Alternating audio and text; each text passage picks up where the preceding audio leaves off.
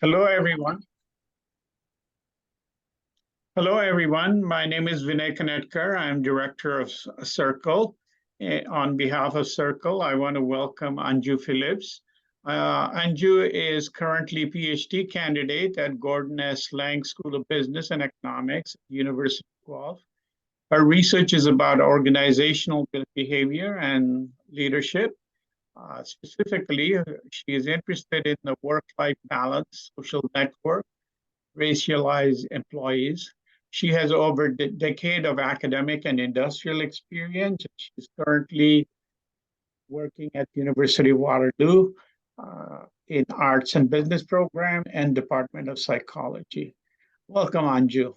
Thank you so much. Thank you. I'm going to go ahead and share my screen. Okay, thank you. Can everyone see that okay? Yeah. Okay, great. Good morning to all of you once again. I just wanted to start off by thanking you all for being here. It's a really great avenue to be able to share my experiences with the research I'm doing. And thank you especially to Circle for even suggesting this opportunity, giving me an opportunity to share my research, with the broader Circle community, and to all of you who are here today to just support and to learn more about South Asian women and their social networks. So the title of my study was The Impact of Social Networks on the Work-Life Choices of South Asian Women in Ontario, Canada. This is also the title and focus of my dissertation research, which I'm hoping to defend in a couple of weeks. So this is a brief agenda of what I plan to cover today as part of this presentation this morning. Okay, so I'm just going to go over a bit of the background and purpose first to this study. Something I have heard, and I'm assuming most newcomers have heard as they entered and integrated into Canadian society, is the word multiculturalism. And multiculturalism is just a distinguishing feature of Canadian society. The overall idea behind it is that there's freedom for all members of Canadian society to either preserve their own cultural heritage as well as share it. And so Canada naturally there by default then is a multicultural workforce. And this workforce continues to grow in diversity year by year, especially with the increased levels of immigration. Just for example, in 2022 alone, Canada welcomed over 440,000 immigrants. However, what the research shows us is that despite the high levels of educational attainment and work experience of immigrants, visible minorities, and in particular visible minority women, continue to face discrimination when they try to enter the workforce and within the workforce as well. And so there have been increased calls by researchers, by practitioners, by society for improved diversity management in the workplace. I started off with the idea of exploring the work-life experiences that are faced by South Asian women who actually belong to the largest visible minority here in this country.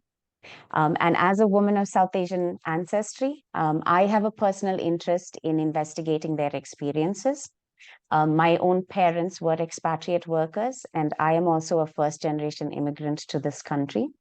And, even though I've only spent about, I'm going to say a quarter of my lifetime living in India, in South Asia, and not even my formative years, I think the one aspect of my life that remains fairly constant, I would say, is my ethnic identity. My sense of belonging as a Kerala Indian or broadly as a South Asian. And so, I've witnessed firsthand the juggling abilities of working South Asian women, including my mom, who engaged in paid work. They took care of their homes and children.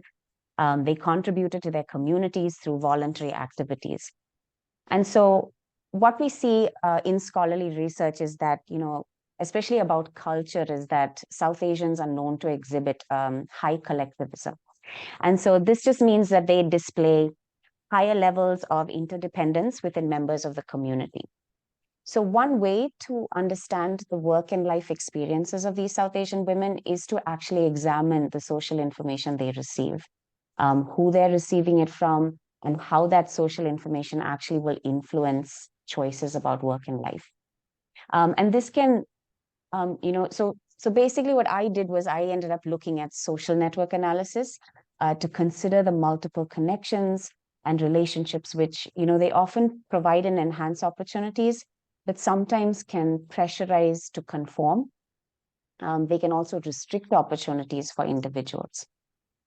So what you see on this slide is my overall objectives as I just started my research. The study itself was exploratory. The aim was to understand and report experiences of this particular sample, that is South Asian women in Ontario, Canada. And the aim was to provide them with a voice and a stage, especially in the field of OB and HRM. And in doing so, hopefully to provide recommendations to both practitioners as well as to inform future research.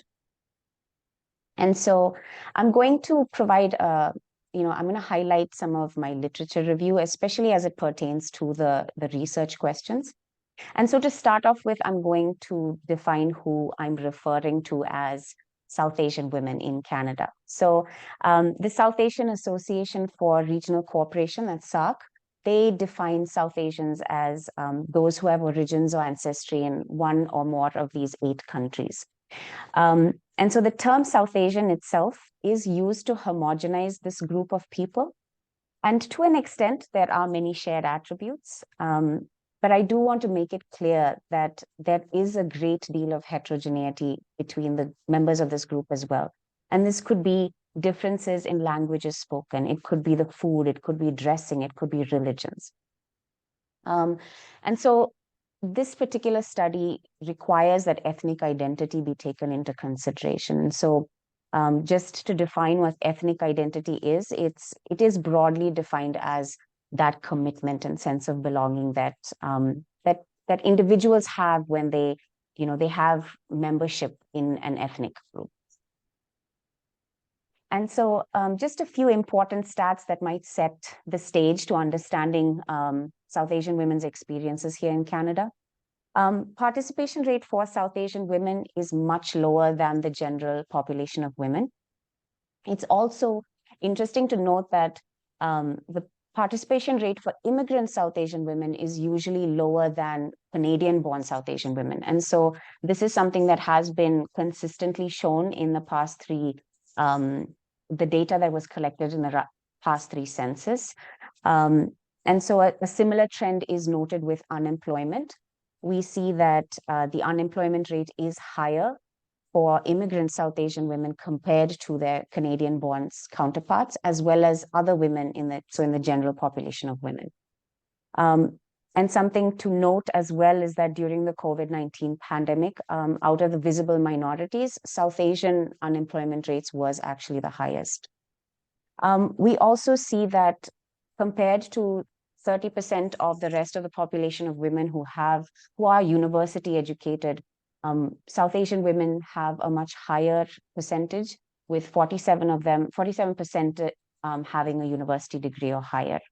But what we do see is that out of that 47% who have a university degree, 71% of them are not actually working in jobs that require that degree or their specific or in that specific field of expertise.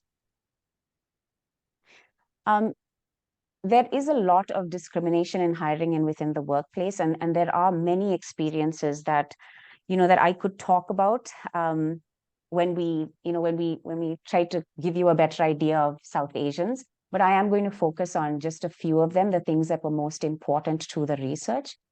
And so what we first see is that South Asian women report experiencing a lot of difficulties in the hiring practices that are taking place in Canada. So what they see is there's a lot of discrimination, especially a devaluation of foreign credentials, experience.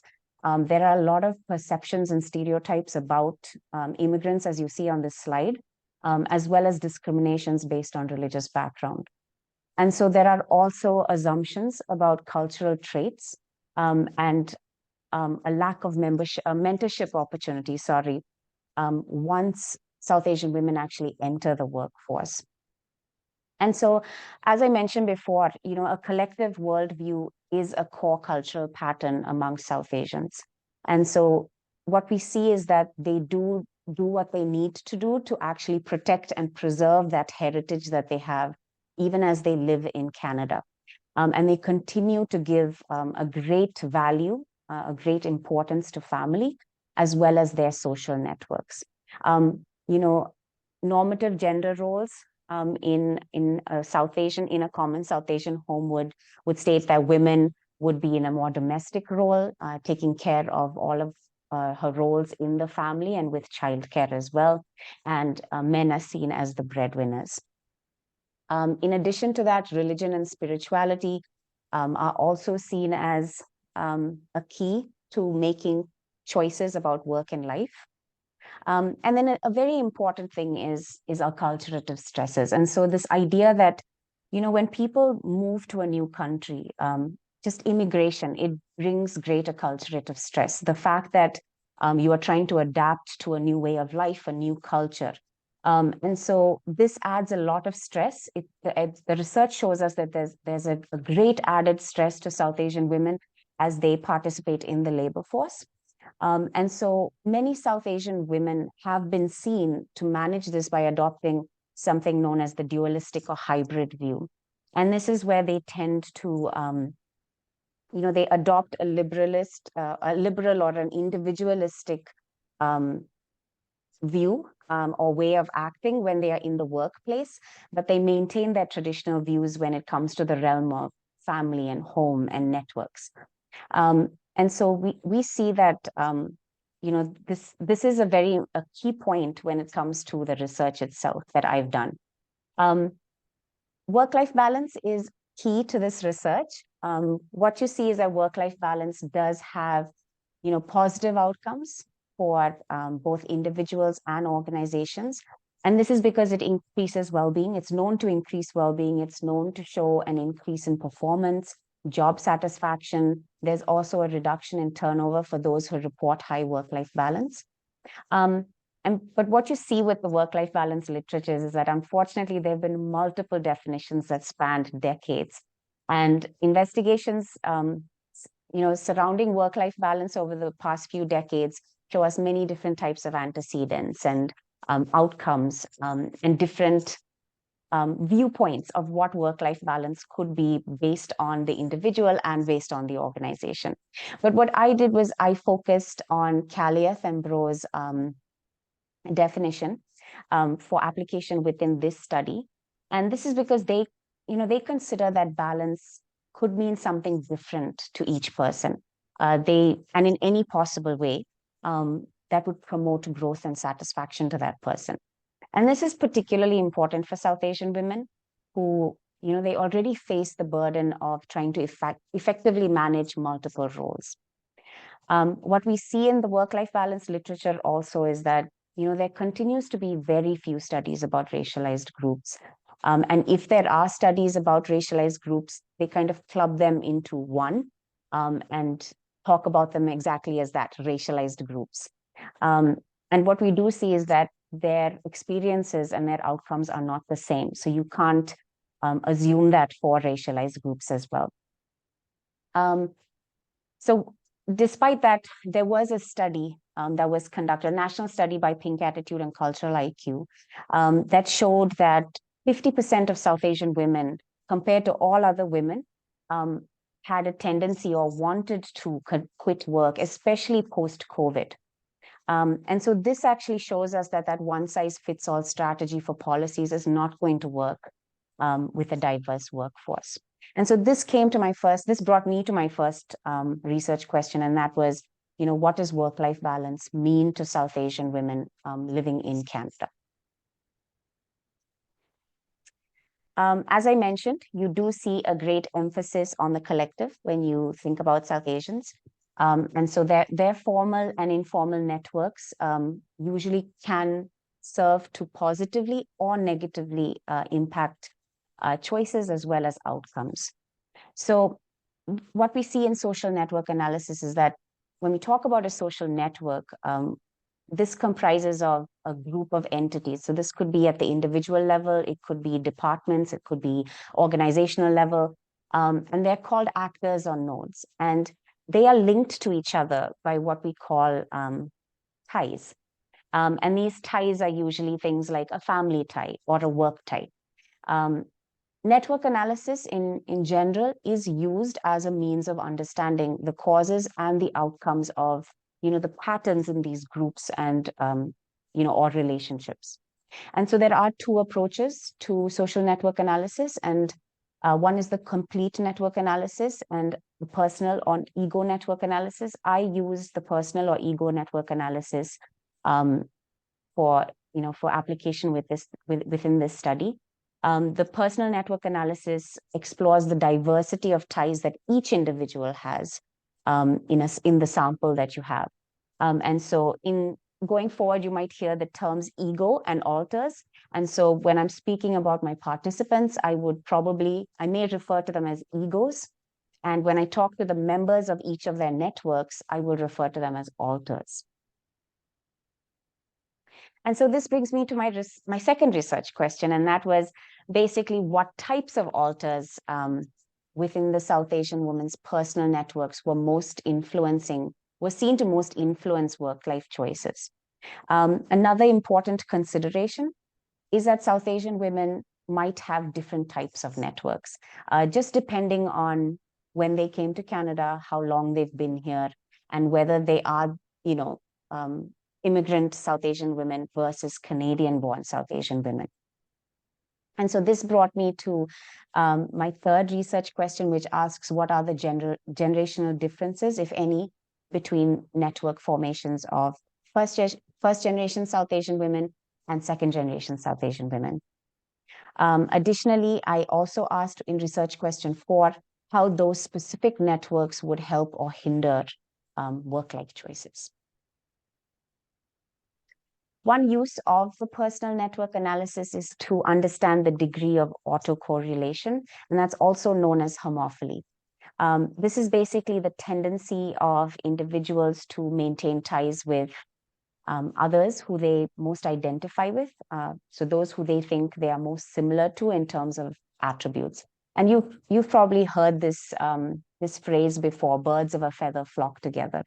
And so what research shows us is that gender homophily does have an impact on relationships and outcomes, both in organizations as well as outside the organization as well.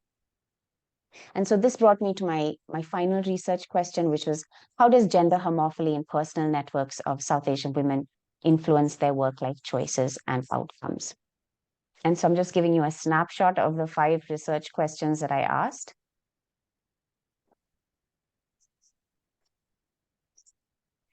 So I'm going to just quickly go over my research philosophy and grounded theory methodology as my methodological approach.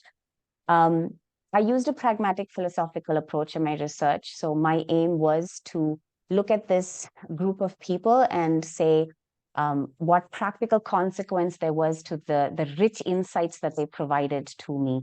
And so I used a grounded theory methodology to in addition to the principles of personal network analysis. So what I did was I conducted the study in 2 stages, and this is in accordance to in how personal network analysis is usually done. The first stage is known as a name generator stage, where I used a pre-interview questionnaire to collect participant demographic information. I asked them network information. I also asked some questions about work-life balance. The second stage, which is known as the name interpreter stage, is where I reached out to participants and invited them to participate in the interview section. This consisted of a semi-structured and in-depth interview.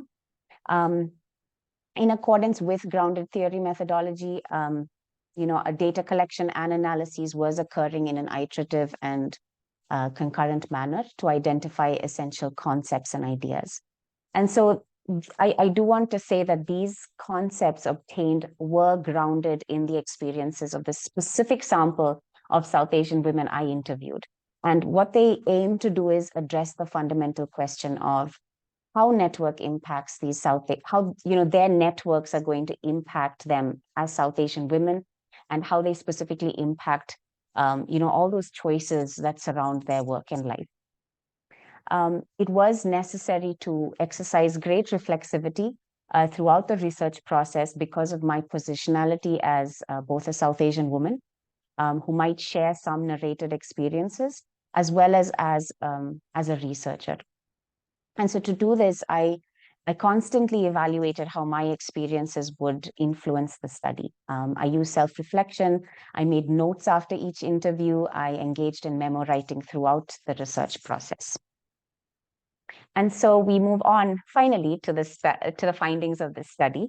My sample consisted of 31 South Asian women.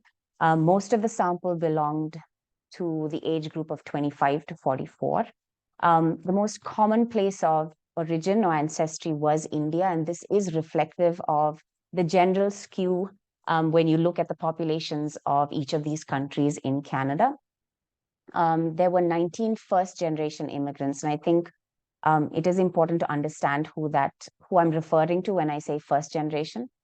So first-generation immigrants would be those who were born outside of Canada.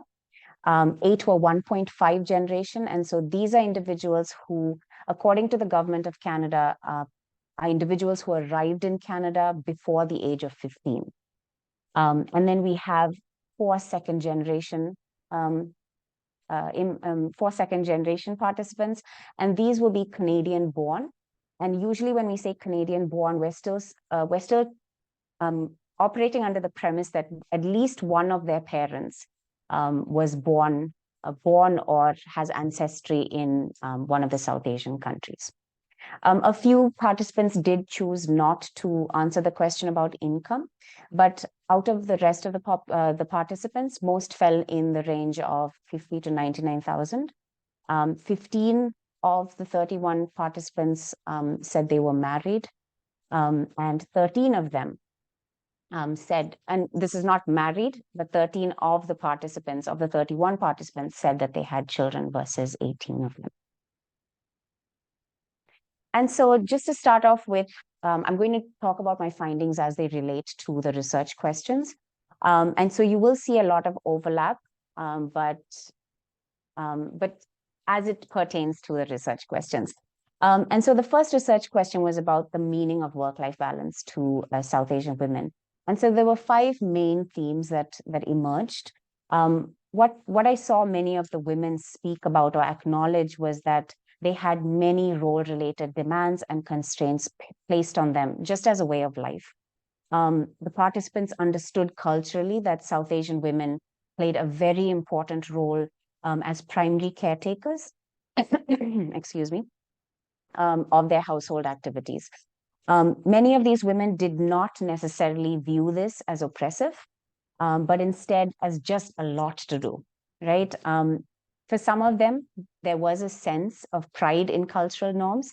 But in general, what I saw, all the participants say was they just desired to be viewed as successful in managing all these roles that they played in their home as well as their work roles. What's interesting to note is that most of the women did not acknowledge any significant changes to the allocation of labor in their households during the pandemic. So I think that in the literature, there have been many studies that showed that when the pandemic hit, while in general, a lot of individuals spoke of increased work-life balance, it was women that were seen to be the hardest hit during the pandemic, and that their roles or the allocation of labor significantly increased during that time. But this was not the case for South Asian women, which means that they were doing all the same things that they continued to do during the pandemic as well. The remaining 4 themes for work-life balance that emerged actually provided ways in which the South Asian women in the study thought that work-life balance could be achieved. This could be through clear boundaries, efficiency in role management. Some talked about having to switch to part-time work in order to achieve balance. And most importantly, the flexibility. That was what was the most important thing that these women talked about. And so what I saw as emerging from the data was that work-life balance to these participants is the flexible prioritization of their work and life activities, such that they were able to feel that success or fulfillment or satisfaction is achieved in both the domains. And so research question 2 and 3, if you remember, was primarily about network composition and differences. And so what I saw was the average number of South Asians per network was above 50% at 63.59. And the average number of women per network was 64.57. And so most networks comprise primarily of family members, friends, colleagues, and in some cases there was a discussion of work friends as well, but family members were the most influential tie that were reported. For support, many participants did turn towards family and friends, in some cases work friends, but for the most part what was noted was that they turned to women. For advice, family members were seen as the greatest confidants. They were seen as advice givers. So participants turned to parents, spouses, siblings. But what we see is that participants would go to both men and women here. And this was just dependent on who they perceived as knowledgeable and able to help them. For information, participants were comfortable asking anyone who they thought could give them the information they required. And this is actually very similar to the existing homophily studies. Some additional network composition and differences. All of the women, irrespective of generations, spoke of the expectations, like a great burden of expectations that were placed on them. So there were expectations about education, careers, marriage, role in the family, and children. All of the second generation and some of the 1.5 generation, and especially those who were between the ages of 25 and 34, they were career oriented, they were unmarried, and they did not have children. Now, this was a significant source of concern for their families. However, while they were, deeply concerned and deeply bothered by these expectations from their family members, they still seemed to be focused on what they wanted as individuals, as what they perceived as the right path for them at the present time. However, what we did see for first generation immigrants was that there was a varied response, and this was not dependent on age. Some chose to cave to the pressures to follow, like these expected life paths. Some worked hard in their workplaces as well as in the home and with their children. But at the same time, there were many who also said that they chose to do their own thing, despite pressures from family. And so other things include first generation women also had a great tendency to seek out ethnic community networks when they moved to Canada. They were also more likely to participate or at least subscribe to ethnic social media groups. And this was a means of obtaining information and advice. However, this was not the same for 1.5 and second generation participants. These participants spoke of only their parents belonging to the ethnic group, and they only use social media in terms of just related to South Asian lifestyle trends, perhaps, but not really as a means of being actively involved with the ethnic community. Across all generations, family was seen as important, not just the nuclear family, but also extended family. And in general, what I saw was that 1.5 and second generation participants did identify as being more individualistic compared to first generation participants. However, unlike the existing literature where I talked about the dualistic or hybrid view, something that emerged in this study was, a desire of South Asian women. I think all of them, in some way or the other, was speaking to this, of their desire to be able to embrace both individualism and collectivism as related to the culture, without compromising on one of the other. So basically what they were trying to say is they desired a balance. They wanted to be able to take in the best parts of what they thought came from the South Asian culture, but also as they belonged to Canadian society.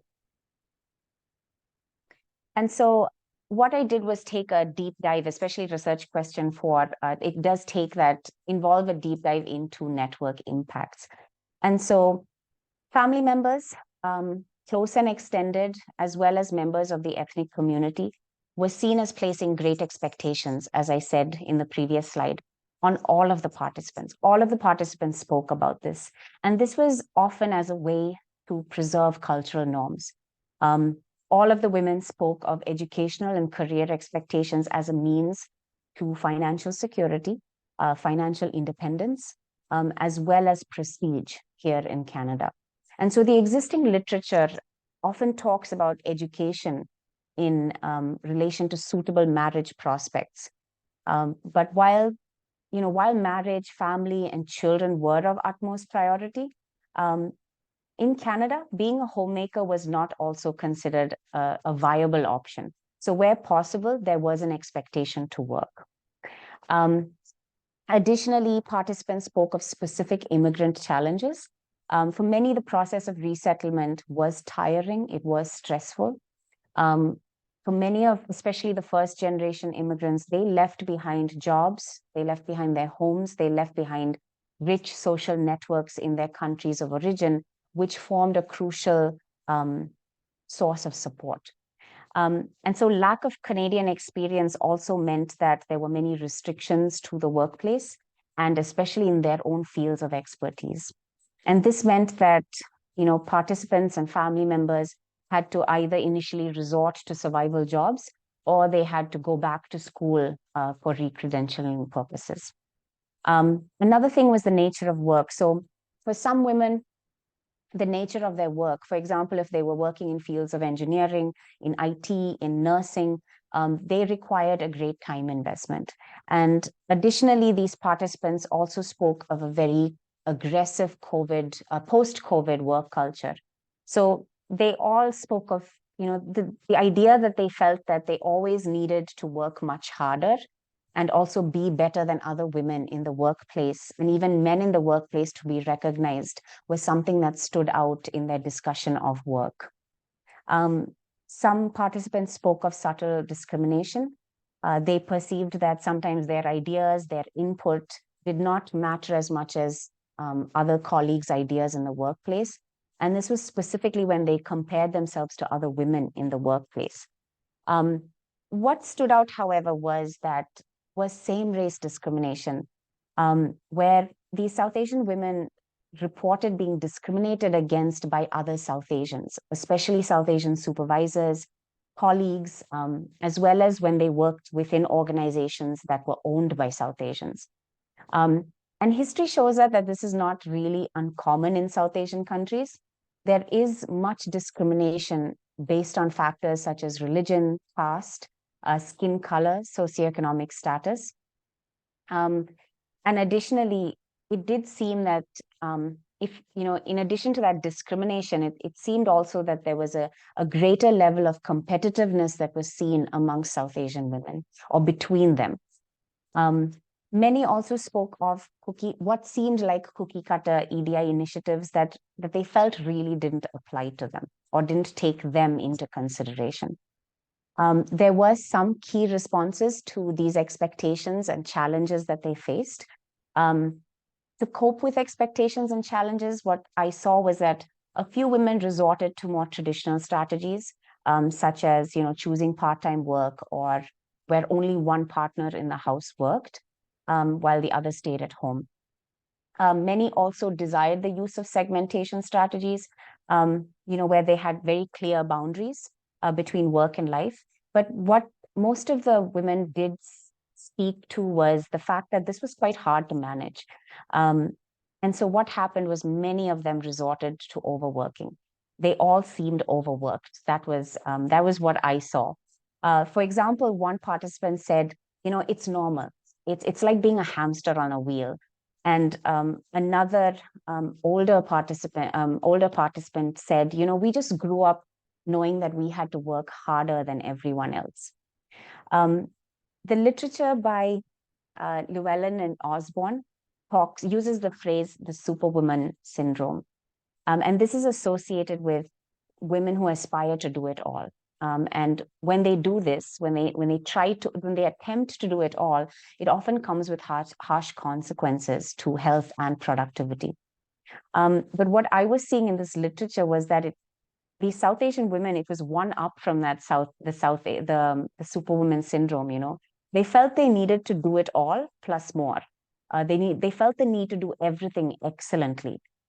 Which I think for South Asian women can be termed the superwoman plus syndrome. For others who chose to continue, and I think this was quite reflective of a lot of them in the group, for those who chose to actually succumb to having to do all of these things, there was this great internal pressure that was built within them.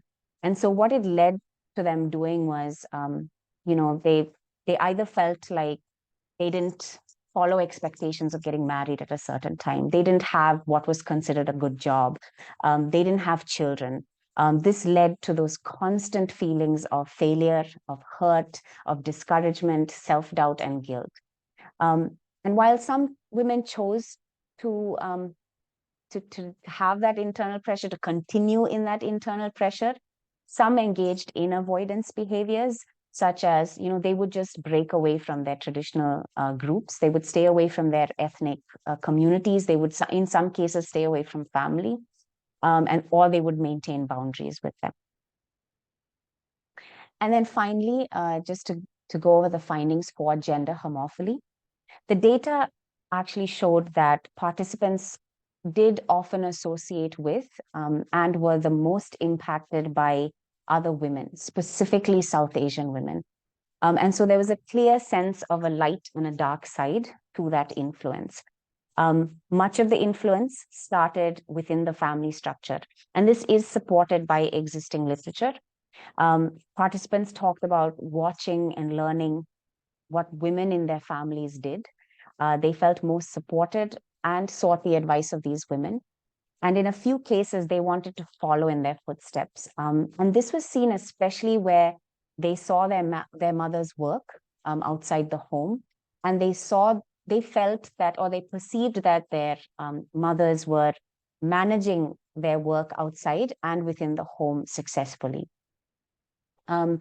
Participants spoke of other women, particularly friends, who were also in similar life stages, as being a crucial form or source of support.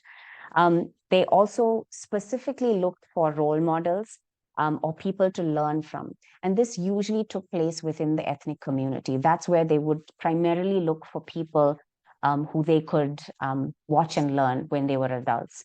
And especially what they were looking for was how they balanced work and life, as well as that process of resettlement, how they managed it. And so only a few participants spoke of friendships within the workplace, or even the positive impact of work relationships. All the women spoke of the negative aspect of relationships with other women. And this was actually very disheartening to hear, especially from the extended family and community members. Participants said that women were capable of being vicious, destructive, disrespectful, and sometimes jealous. In many cases, these women were seen to perpetuate the high expectations about gender-specific roles. So what we were seeing was that if there was a personal failure, this was seen as, so if it was seen as a personal failure, sorry to just rephrase that. If you say, for example, if a woman had a failed marriage, or her child or children didn't follow societal expectations, it was seen as a personal failure to that woman. And so I had one participant specifically say how she was shunned by her friends after her divorce.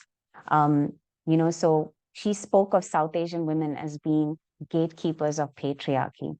Women were seen as toxic, having high expectations about how women should act and how they should talk. And this is actually seen in the nursing literature, just with the idea of nurses eating their young. And that provided very useful insights for me as I went through these findings. And the nurses eating their young it is about those who are viewed as oppressed groups. So usually passivity of cultural norms and a fear to challenge some of those norms that exist can often lead to perpetuation of the same behaviors from generation to generation.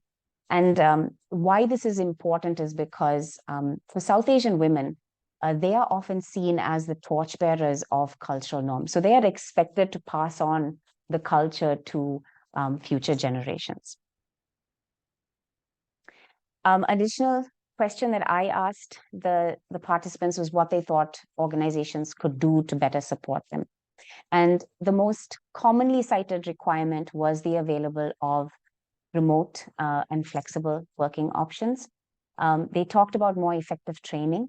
This was specifically anti-racism, unconscious bias, and especially more effective onboarding trainings for new immigrants in specific industries.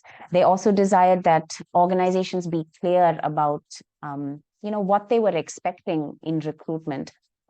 Oftentimes what is seen as the job description or the job requirements is not what they're actually looking for, which is why they weed out a lot of immigrants in the process itself. Additionally, safe spaces, just to be themselves, to be able to share their struggles, know that they would be heard. That was seen as very vital in an organization. And employee resource groups were seen as, not available in some organizations for some of the participants, but this was something that they thought was really important, especially South Asian employee resource groups. Mentorship opportunities in this study were not seen as a source of influence. And this could be because it wasn't available to them in their organizations as well. But many participants did say that they desired it. Despite all of these things that they said about what they thought an organization could do better, I think that something that was clear from their conversation was that all of these solutions meant nothing if an organization did not actually take the time or make the effort to understand their specific racialized employees. And so there is an urgent need for organizations to actually do this. Additionally, many of the women said that, you can talk about organizations all you want, but education needs to start at home. About half of the women amongst the married women did speak about the importance of spousal support, but it was only a few of these women who actually specifically spoke about teamwork in household labor. And based on these suggestions, just all of the suggestions and all the responses of these women, the recommendation. So what I propose is that reverse mentoring be used as an intervention to increase cultural learning in organizations. Now, reverse mentoring has been used in organizations from the 90s, but it's usually been used as an intervention to close technical knowledge gaps. I did look at a specific systematic review, which is seen, the citation is up here on the slide.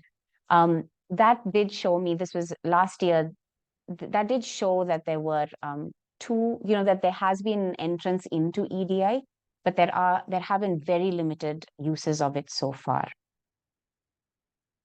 Now, just to wrap up, in terms of implications and contributions, this study is particularly significant because the discussion of South Asian women and their work and life experiences is largely absent in Canadian OB and HRM literature. So while the study was exploratory and aimed to understand and report experiences, I think there are very important takeaways. The first thing is that we need to understand that South Asian women have many expectations. Like when I say many, I mean many, many expectations that are placed on them. They're expected to be highly educated, have high-paying jobs, get married at a certain age, have children, make and keep a beautiful home, participate in the community, and ensure specifically that they preserve cultural and family ties. And the reality of these women is that they actually have been held to a much higher standard than South Asian men in all facets of their life. In addition to that, South Asian women felt like they had to work harder to be recognized in the workplace, but they at the same time felt very overlooked in the workplace, like they didn't matter. And so this study showed that, women adopted traditional or segmentation coping strategies, but they did desire a balance in a fulfilling way. The Superwoman Plus syndrome that I talked about demonstrates that most of these women were just overworked and they had this internal pressure, this immense internal pressure to do everything and do it all excellently. And so they did succumb to a lot of feelings that I talked about, feelings of guilt and pressure and failure that caused them to either break away from their ethnic groups, or at least maintain boundaries with them. Many of the women in this sample desired a balance between individualism and collectivism. That is a way to embrace being both South Asian and Canadian without being categorized as one or the other. And a key finding was the double-edged sword that is gender homophily. This provided rich insights into the duality of relationships between women in the workplace. I proposed a definition for work-life balance for South Asian women. And this is just in the hopes that, this could be an interesting way or further understanding for organizations in how they can provide accommodations for the successful integration of these women into the workforce. And then, as I mentioned previously as well, reverse mentoring is seen as a useful intervention to increase overall cultural learning. And I think this would be a very beneficial exercise in understanding diversity and could help create an inclusive workplace. I just want to wrap up with future research. I think more than anything, this research opened up to me so much of what I could do going forward. And I think the first thing for me is just in terms of, the generalizability of the definition of work-life balance going forward. Social media groups was something that came out within the literature, the importance of them, especially to first-generation immigrants. And that's something that I would like to look further into, as well as the impact of faith and religion. Some of the women spoke about it, but not enough women that I saw it as being impactful to my current research. I would also like to particularly explore same-race discrimination just to see, what the outcomes are of it specifically. Something that some women spoke about was their willingness to seek external help through therapy. And so that is something I would like to look into as well. And I think just specifically with the recommendation of reverse mentoring, I would like to see what the actual impact of reverse mentoring could be when it's applied in an organization. And that's also a useful avenue for future research. And these were my references. Thank you.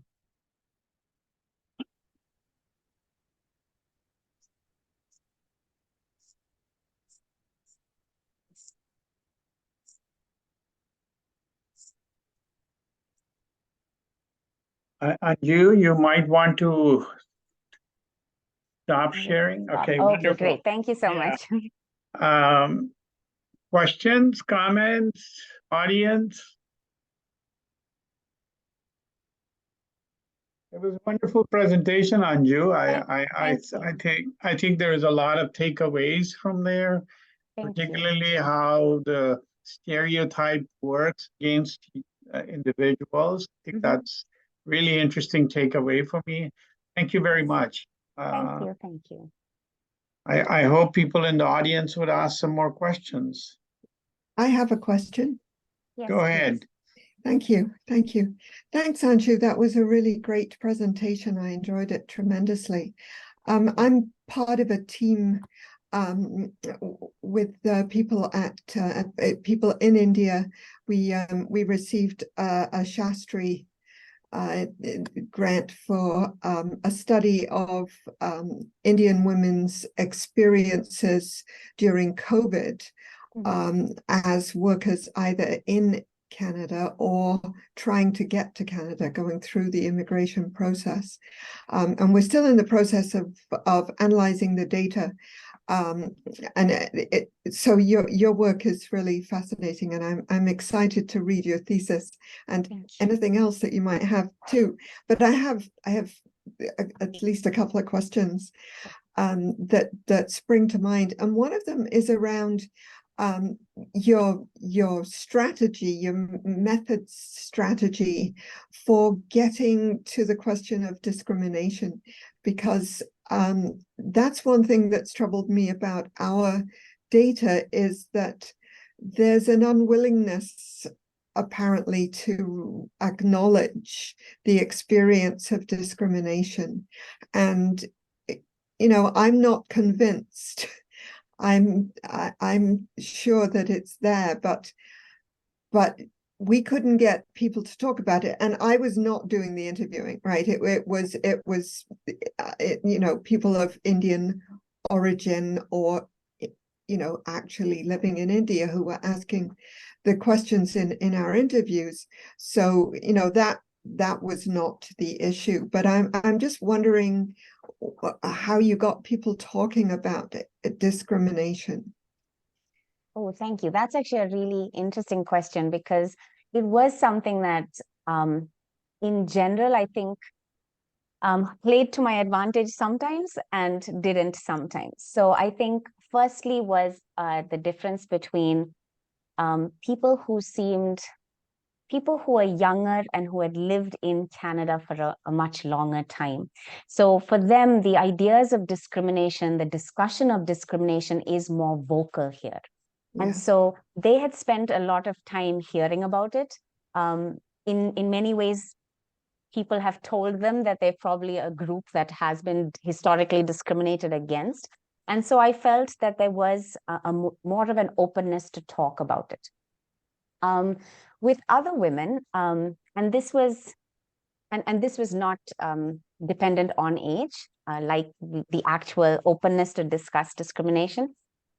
With some of the women, what I noticed was that when you talk about discrimination, they would kind of say, yes, it exists. And it just seemed like they assumed that was just the way it was. And that was what they were to expect from the people they worked with. Yes, there isn't an understanding. Yes, they don't treat me the same. And so, yes, I have to work much harder. But it's not that they would be vocal about it. I remember I had, I think, 2 or 3 participants who specifically told me South Asian women are taught to endure. They're taught to keep quiet. They're taught not to speak back. And so I feel like that might have been, and that might be the issue that maybe you have faced in your research as well. And it was something that I saw, as long as and there was another thing of trust as well. So if they didn't feel like it was, that there was safety in the conversation, I feel like that too, whether you're in, and I think maybe, I don't know if I spoke to this, but just that idea that there's also a heterogeneity in the groups of people that I talked to. So when it's South Asian, it could be across country, but even when it's India, the people within India are so different depending on the states they're from. And so I felt like for me, in my study, I noticed that, I had fewer participants from countries other than India. Now, this is reflective of their populations in Canada. But I also felt like there was this element of trust, because I used snowball sampling, and I saw a lot of people required that word of mouth. They needed somebody to actually refer the study to them to participate. And so that was that first level of trust. But if they didn't feel like I could associate with their struggles, they would give me very simple general statements. And so I don't know, I know I said a lot, but these were the different things that I feel came up in terms of just learning more from the participants. So I also had to exercise this idea of knowing when to probe further and when to just, Yeah. be able to stop speaking, stop asking more. Yeah. Yes. Yeah. Yes. Yes. Yeah. That's very helpful. Yeah. It's I think it's a challenge. I mean, I've seen it in other studies too. A PhD student of mine just completed working with Syrian refugees, and found the same thing. And she's a native Arabic speaker, but people would not talk to her about discrimination. So it's a very interesting phenomenon. Yeah. Thank you. I have a couple of other questions, but I don't want to, take away from other people's opportunity. No, go ahead, Melinda. Okay, if that's okay. Yeah. So Anju, I'm really curious about, and I'm thinking about this question in terms of comparing to the general population, Canadian population. And I think, what we're seeing is a lot of younger people saying they don't want to have children. And I think there are very many factors in that, but I'm wondering about whether you're seeing that among the younger women that you talk to. Do you think there's a shift towards saying I'm not going to have children at all, or do you think that they'll eventually, do what is culturally expected? I think I had one participant, and she wasn't a part of, she wasn't, I wouldn't say the younger demographic. It was just her experiences that led her to say she would not have children. But to answer your question, I think with the younger participants in this group, what I was seeing was that they wanted to fulfill other interests, or especially like their careers. They wanted to reach a certain place in their careers before they got married and had children. So not to say that they were not in relationships or anything like that, but to say that they were putting it off, but they still saw it as important. So I feel like there was one participant I know who was already really worried about the future. So she knows that culturally it was expected of her to get married and have children. And so she was like, that's going to happen. But this is what I want to do before that happens.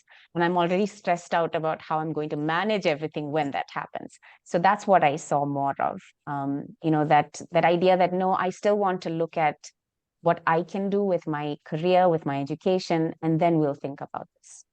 Yeah, and that is consistent with what I've read about what's happening in India, Yeah. where with the higher educational achievements of women, there is a delay in having children, in marriage and childbearing, but particularly childbearing.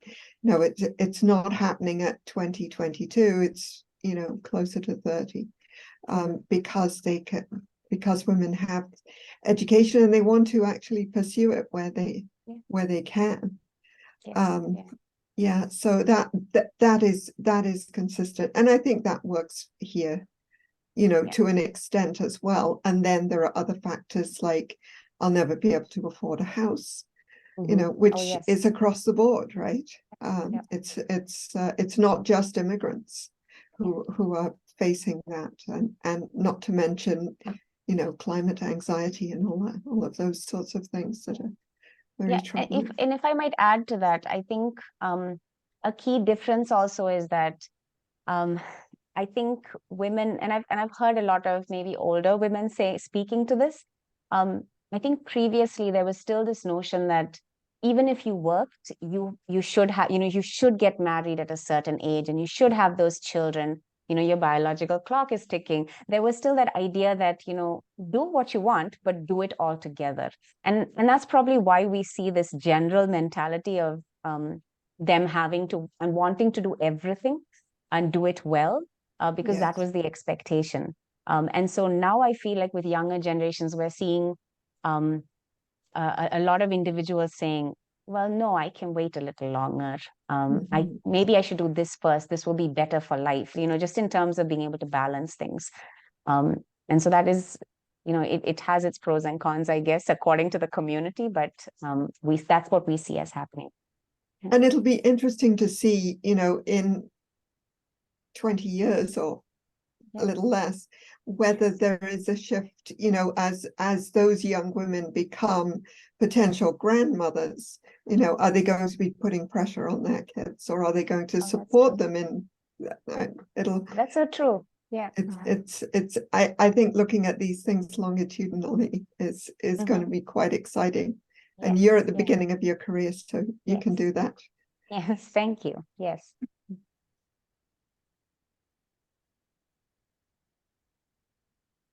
Thanks. Thank you very much for your question, Melinda. It was insightful. I think Paneet has a question. All right. Hello. Hi. Hi, Paneet. Hi, Anju. Thank you so much for your presentation. It was really nice to hear and then get more ideas about what's happening. Thank you. I might be in a wrong position to at least like participate in the argument because although I might be South Asian, but I'm not a woman, so I don't know how much of the input I could absorb but I could relate to some aspects, I guess. The one thing, and I apologize, I didn't make notes as we were going through your presentation. I just want to get like recapitulate these the demographics that you had with your research. So I think you mentioned first generation, 1.5, and then second generation. Yes. In which category did most of your respondents come into? Yeah, it was 19 of them out of the 31 who was first generation. And then I had Okay. more 1.5. I had 9 1.5 and then 4 second generation. Okay, because I think like even for me, I might be generation zero because I have a temporary status here as a Okay. student. Okay. But Yes. if and then the boundaries of like South Asian countries. So does that goes further down in East Asia, or is it specific to countries around India? It was the countries around India. I used SAARC's definition, the South Asian Association of Regional Cooperation. So it's 8 countries. It's Afghanistan, Pakistan, India, Bangladesh, Nepal, and then the Maldives and Sri Lanka. Okay, because I think so. Having this idea and the first generation being most of our respondents in the research, I was wondering if there is this aspect of working scenario and familiarity, because in India, most of the women, although you can say they are working, but they're working in a domestic scenario where it's like a family tasks, and then even you can say the firm itself is the family. And then shifting to you can say a Western society where we are working as in a job scenario and working against hours, that difference itself would put a pressure in terms of the work-life balance idea, and then working against the clock. Whereas even the time construct, for example, in India, you will have this morning, which is like early 6 to 7. You're preparing your kids, husband going to work, and then all that stuff. And then the 9 to afternoon, which is one, you can say one aspect. Like you do some tasks here, and then the afternoon comes and the evening comes, rather than having each hour defined as something supposed to be done something. So yeah, thank you. Thank you for those comments. So just as a clarification, so when I did this, to frame this study, I narrowed down who I was talking to. So I did look at educated women, so women who already had, I started off with university educated, but I actually brought it down before I started my study to anyone with a post-secondary certification diploma and anything above that. And so these were also women who had work experience. I specifically looked for them having at least 1 year in Canada. So to speak to the difference between, moving from, say, for example, one of the South Asian countries to Canada and then having to start work, I don't think I saw that at all, because these were women who, if they were in India, I think all of them worked in India or one of the South Asian countries as well. And so it was the same thing that was happening here. I think most of their challenges were primarily due to the fact that, okay, so I think this is a key finding as well, which I didn't include in my slides, but I think is important. So in South Asian countries, I feel like there is more access to help, to domestic help in the Yes. home. So women are expected to do a lot of work in the home, but they usually have they might have a nanny, or they might have a maid in the home helping them with chores. In addition to that, some households are joint households, and so they have the help of parents and grandparents or extended family as well. Now, I see for the women who moved to Canada, I feel as first generation immigrants, I see the bigger issue as not them not working in India versus coming and working in Canada. I think the issue was that they had an access to a larger network of support there versus here. And so I think that's where the addition of household tasks and chores and, it became more cumbersome. It became just more burdensome to them. So I think that is a key difference, that, like you just said, you're on a temporary work permit. I mean, I think maybe you're a student, and that's what, yeah. So I didn't include anyone who is not a permanent resident or a citizen in this study. And the reason being, I think that people who are on temporary visas, including that work permit, I think that they have a different goal in mind. So, how many hours they work. So the idea of work-life balance, I feel, is not priority to them. They are working towards getting a job, making enough money so that they can work towards that permanent resident visa, so that they can attain the permanent resident visa. So I feel like their goals are different, and so I didn't use their inputs in this study, because I feel like their work-life balance would be, trying to understand their work-life balance would be very different to trying to understand the work-life balance issues of South Asian women who are permanent residents or citizens. I agree, because even for me, the work-life balance idea is not salient enough, as much as, just get a hold of your life.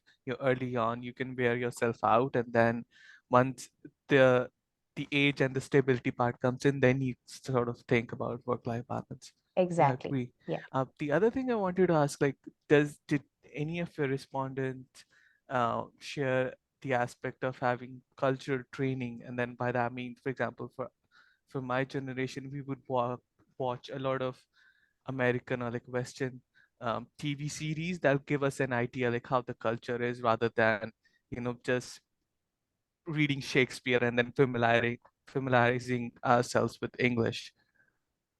Oh, that's actually interesting. I didn't have any participants who specifically spoke of that. My second generation and 1.5 generation, there was, I think it was through their parents that they learned a lot about their culture. They were expected to attend some South Asian, like festivals, weddings, things like that, where they get to be a part of the South Asian community. So that was their foray into Indian culture.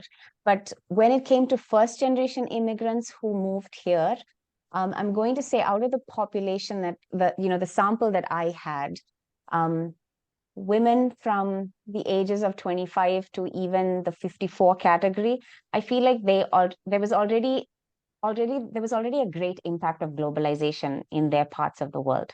And so they did have they did have access to books and English books. I'm saying, like, the popular English novels and movies. And so, yes, it did play a part, but the women, and this could be a limitation in terms of understanding a broader sample of the women, but the women that I did speak to did have that, they seem to already have enough of a entrance into the individualistic culture, or the Western culture, so to speak, that they already knew enough information. It was just a matter of acculturating to it.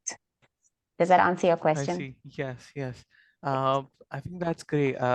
These are all the answers that I had. One of the things I wanted to ask is that the variety of tools that were available to you for conducting this survey, like you use sampling, so I guess survey sampling, so you use Qualtrics, but were there any other tools that you wanted to experiment with, or the options that there could be, innovations in these tools so that it makes the job easier for you? Um, so I feel like this was the easiest way that I arrived at to come to the answers that I was hoping to see, or was looking forward to. So what I used was almost like mixed methods, if you think about it, using that grounded theory methodology, but also keeping the pragmatic research philosophy in my mind. And so even with grounded theory methodology, the idea is that systematic but flexible means of collecting data. And so with the personal network analysis, and this is specific to the personal network analysis, usually it's done in those two stages. I don't know if you saw that slide. With my Qualtrics survey, so the way I had to approach people, I don't think I struggled with so much with the tools. I did not explore too many new tools. Qualtrics was just the way that I chose to go. But I think for me, what I struggled most with was the fact that I chose snowball sampling. I think that given different circumstances, I might still choose snowball sampling. I thought that was the best way to reach my sample here in Canada. But I think that what I did notice was that a lot of the South Asian women I talked to, out of the 31 women, I feel like, I'm going to say, I think it was 27 of them actually joined the study because of someone else telling them to join the study. Like someone referred it. Someone said, hey, here's a great study. Did you see this? It was on social media. Do you want to join? I know the person. I've heard of this university. It could be one of those things, this seems like a great study, but they needed to hear it from someone that they trusted for them to join. So I think for me, that was my challenge. And so my data collection took about 6 months. And it took I approached professors, I approached, Circle also marketed my, the study information. I contacted many organizations and a lot of groups as well, social media groups as well. Mm-hmm. And there were many that wouldn't even respond. So I think that's just a normal part of research, but I think that's probably where I struggled with more. And it's definitely something to think about going forward in terms of how there could be greater participation.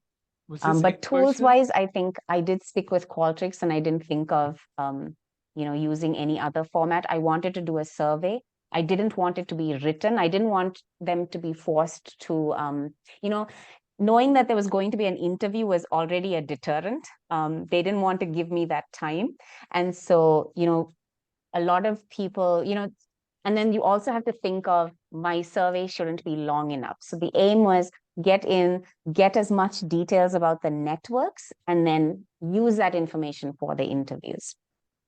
Was this Zoom, in person, WhatsApp calls?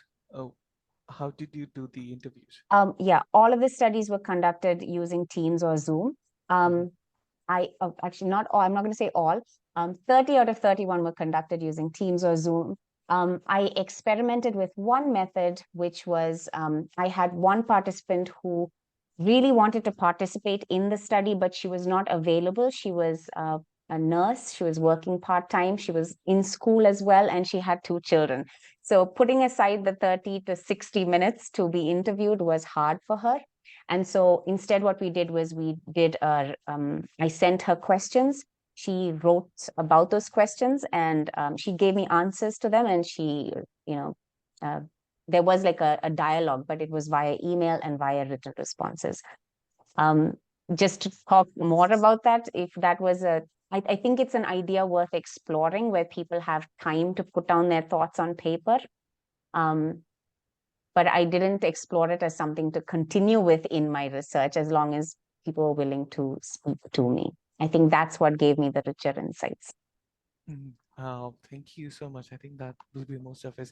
After the research, I think one of the things I wanted to ask you is, have you come across any archival data, or do you think there is a case could be made for making, I guess, a museum or something of the sort to capture all this, what's going on in terms of immigration, work-life balance, um, other documents around it, so that it could be used for future research?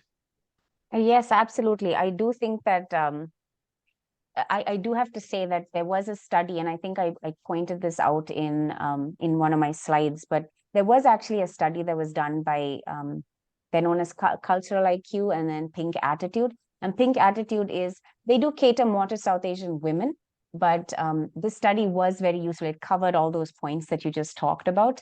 That study actually does cover a lot of, and they have a report out. And that report is freely available online if you want to look at it. Okay, thank you so much. You're welcome.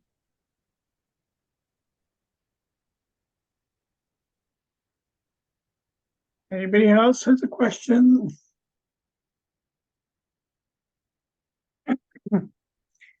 I think we should take a time to thank